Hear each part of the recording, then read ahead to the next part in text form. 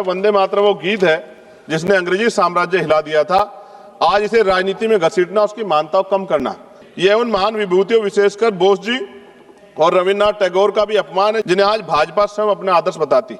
ऐसे में उन्हें टैगोर जी की स्पष्ट सलाह पर निर्धारित राष्ट्रीय गीत की स्थिति पर सवाल उठाना उनके विचारों और उनके ऐतिहासिक समिति दोनों के प्रति असम्मान की श्रेणी में आता है। वंदे मातरम है दिल की धड़कन, इसे लड़ाई की दीवार मत बनाओ। और जुल्म जाति अन्य अत्याचार दलितों पे, पिछड़ों पे, मुसलमानों पे, आदिवासियों पे लगातार जारी। जब भी कोई अपनी आवाज उठाएगा उसको देश विरोधी घोषित कर दोगे, धर्म विरोधी घोषित कर दोगे। बेरोजगारी पे चर्चा करें, महंगाई पे चर्चा करें, महिला सुरक्षा पे, सम्मान पे, उनके सशक्तिकरण पे चर्चा करें और देश की तरक्की पे मिलकर कैसे आगे बढ़े इस पे चर्चा करें।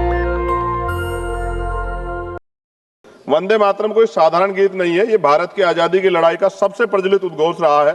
प्रख्यात बांग्ला लेखक बंकिम चटर्जी ने इसे वर्ष 1875 में लिखा था और 1905 में जब लॉर्ड कर्जन ने बंगाल विभाजन की घोषणा की तब यह गीत ब्रिटिश शासन के विरुद्ध जन प्रतिरोध का गूंज बन गया।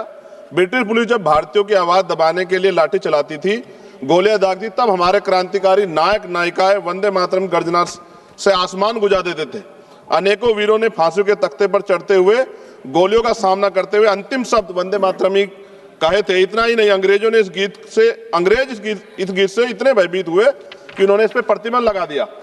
सभापति महोदया, साल 1937 में जब राष्ट्रगान तय करने का प्रश्न उठा तो इसके लिए एक समिति बनाई गई। तो साल 1937 में बनी वह 3 सदस्यीय समिति जिसमें नेहरू जी, नेताजी सुभाष चंद्र बोस और गुरुदेव रविन्द्रनाथ टैगोर जैसे महानायक शामिल थे।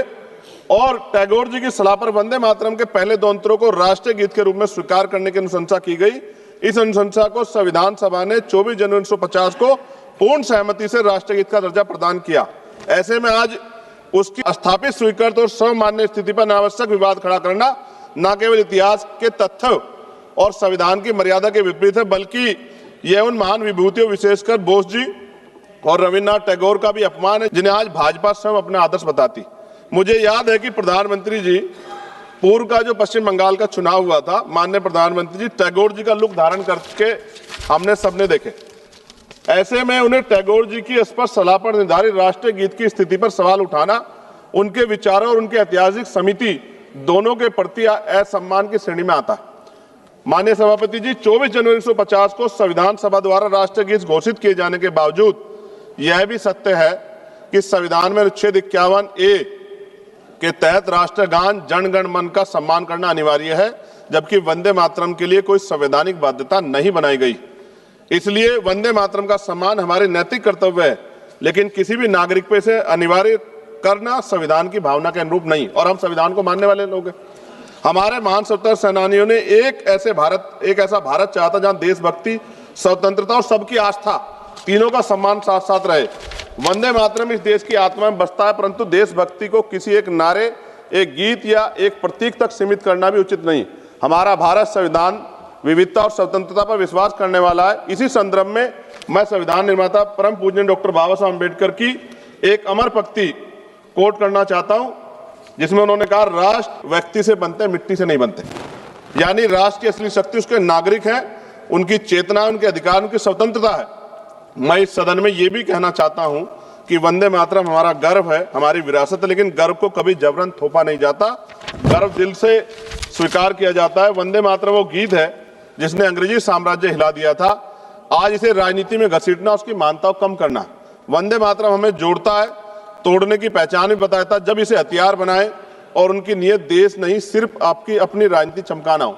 सभापति महोदया, आज भी अगर कहीं कोई आंदोलन होता, मैं एक अधिवक्ता हूं, उत्तराखंड के देहरादून में अधिवक्ता 29 दिन से कड़क ठंड में बैठे हैं, इसी गाने को, इसी राष्ट्रीय गीत को गुनगुनाते हुए आंदोलन कर रहे हैं कि हमें सरकारी चैम्बर सरकार उत्तराखंड की दे।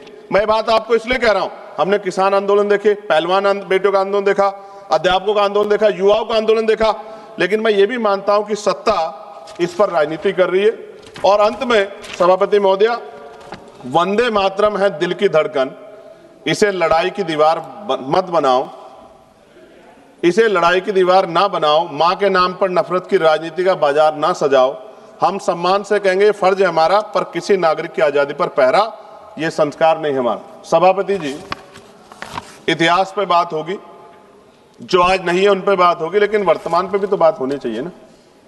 वर्तमान पे इतिहास से हमें सीख लेनी चाहिए। आज क्या हाल है देश के, बुनियादी सुविधाएं लोगों को नहीं मिली, रोटी कपड़ा मकान की व्यवस्था नहीं है, और जुल्म जाति के अन्य अत्याचार दलितों पे, पिछड़ों पे, मुसलमानों पे, आदिवासियों पे लगातार जारी।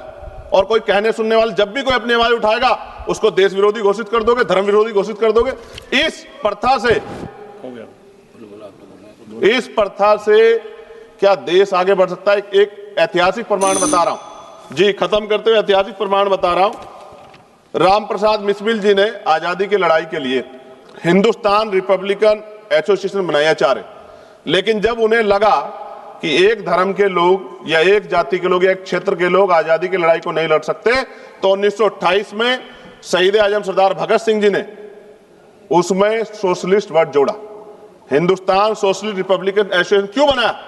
क्योंकि जब हम मिलकर रहेंगे तभी देश आगे बढ़ सकता है। और आप, मुझे पूरा ऐसा लगा जब मैंने सत्ता पक्ष को सुना कि वो राजनीतिक एजेंडे के जरिए सिर्फ मुसलमानों को टारगेट करते हुए इस बहस को लाना चाहते हैं, उनके पीछे उनका कोई और तर्क नहीं। सभापति जी, खत्म करते हुए मैं ये कह रहा हूं, आज का नौजवान अपना हक मांग रहा है, आज की बेटियां उड़ान चाहती हैं, उनके लिए सरकार पे क्यों योजना नहीं? बस इसी एजेंडे में फंसा के लगातार वो देश के नौजवानों को चलना चाहते हैं। ये ज्यादा दिन चलेगा नहीं। मैं आपके माध्यम सरकार से कहना चाहता हूं कि बुनियादी मुद्दों पर चर्चा करें, बेरोजगारी पर चर्चा करें, महंगाई पर चर्चा करें, महिला सुरक्षा पे, सम्मान पे, उनके सशक्तिकरण पे चर्चा करें, और देश की तरक्की पे मिलकर कैसे आगे बढ़े इस पे चर्चा करें। बहुत बहुत धन्यवाद। जय भीम, जय भारत, जय संविधान, जय मंडल, जय जोहार। दस्तक की आपसे गुजारिश है कि अगर इसको बचाना चाहते हैं तो नेशनल दस्तक को सब्सक्राइब करने के लिए रेड कलर के सब्सक्राइब बटन को दबाएं, फिर बेल आइकन की घंटी दबाएं। नेशनल दस्तक को बचाने के लिए बहुत जरूरी है कि हर खबर को शेयर करें, लाइक करें, कमेंट जरूर करें।